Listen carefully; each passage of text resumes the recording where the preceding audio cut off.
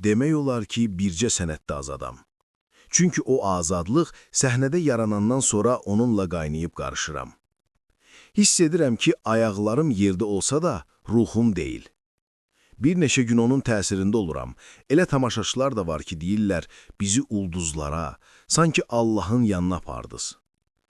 Bunu xarici vətəndaşlar da deyirlər. Axşam az xəbər verir ki, bu sözləri xalq artisti Alim Qasımov Hər Şey Şumat YouTube layihəsində deyib. O, sufi və ya dərviş olması haqda gəzən söz söhbətlərə belə son qoyub.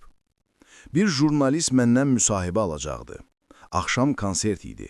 Onu da dəvət etmişdim. Nəsə içmişdim, səsim getmişdi. Oxuduqca Fərqaniyə işarə edirdim. Konsertin necəsə yola verdim. Ondan müsahibədə soruşdum ki, hiss etdin səsim getmişdi? Mənə cavab verdi ki, mən sizin səsinizi eşitmədim.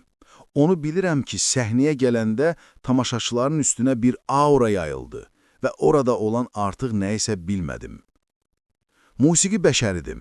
Dünyanın harasında olursa olsun, yaşanan hisslər eynidir. Çoxu mənə gəlib deyir ki, sufisən. Deyirəm ki, mən nə sufiyəm, nə də dərviş. Oturan yerdə hərəkətlər edirəm ki, enerji yığıb rahatlayım. Onda səs də rahat gəlir. Düz otura bilmərəm. Sonra soruşurlar ki, sözlər ilahidir. Cavab verirəm ki, yox, adi sözlərdir. Amma onu elə içimdən keçirirəm ki, sanki Allahla danışıram, ibadət edirəm kimi görünür.